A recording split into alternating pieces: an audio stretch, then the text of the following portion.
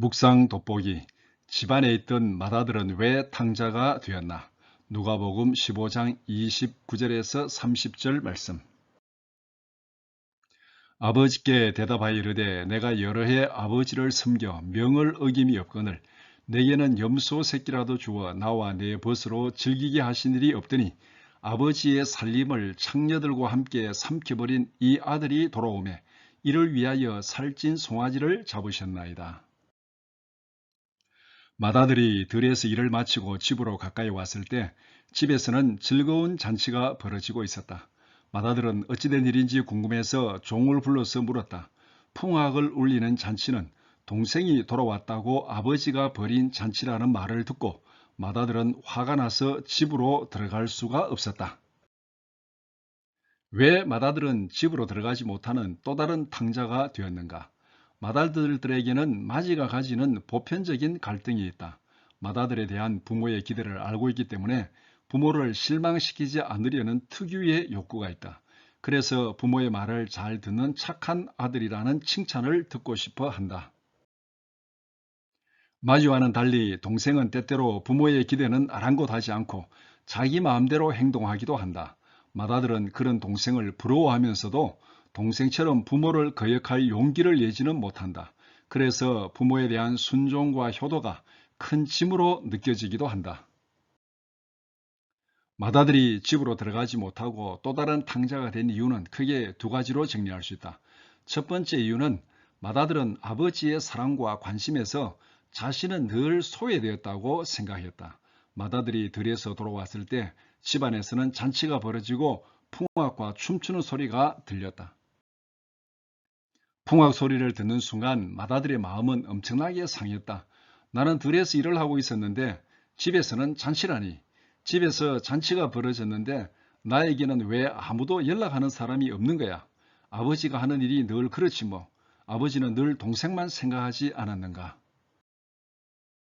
맏아들은 지금까지 아버지로부터 받은 무관심과 소외로 마음속에 분노가 쌓여 있었다.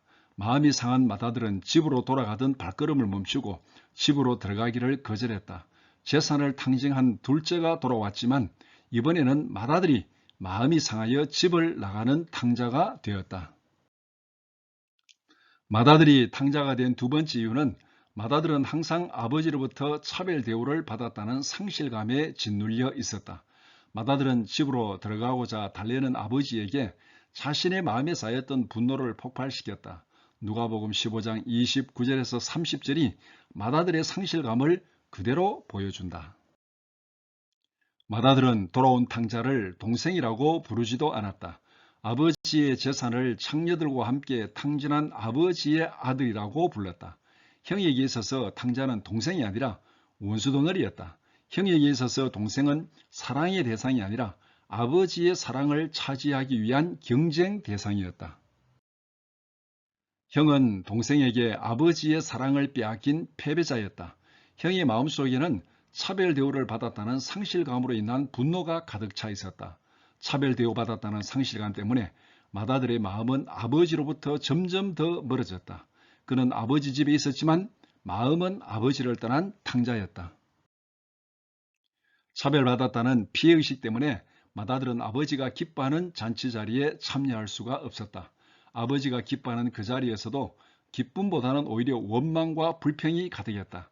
동생에 대한 사랑보다는 분노가 치밀어 올랐다. 원망은 기쁨과 함께 할 수 없다. 불평은 감사와 공존할 수 없다. 그러나 아버지의 사랑은 두 아들 모두를 품어주었다. 아버지는 원망과 불평을 쏟아놓는 큰아들을 나무라지 않았다.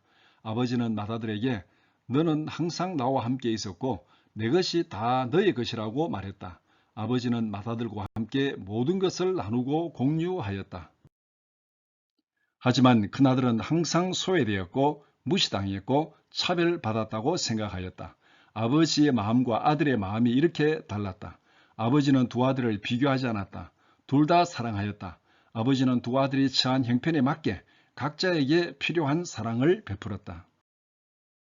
아버지는 순종하는 아들에게는 든든한 신뢰로 사랑을 베풀었다. 방탕하고 불순종하는 아들에게는 안타까움으로 사랑을 베풀었다. 아들들에 대한 아버지의 서로 다른 방식의 사랑이 자식들의 눈에는 자신이 손해를 보고 있다는 차별 대우로 비춰진 것이다.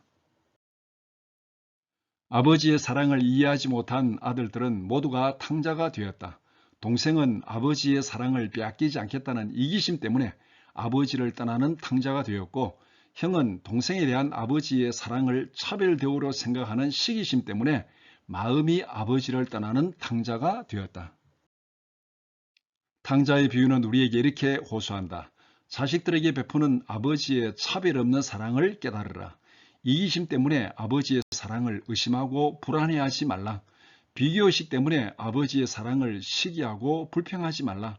경쟁심으로 인한 불안과 불평을 걷어내고 아버지의 품으로 돌아가라.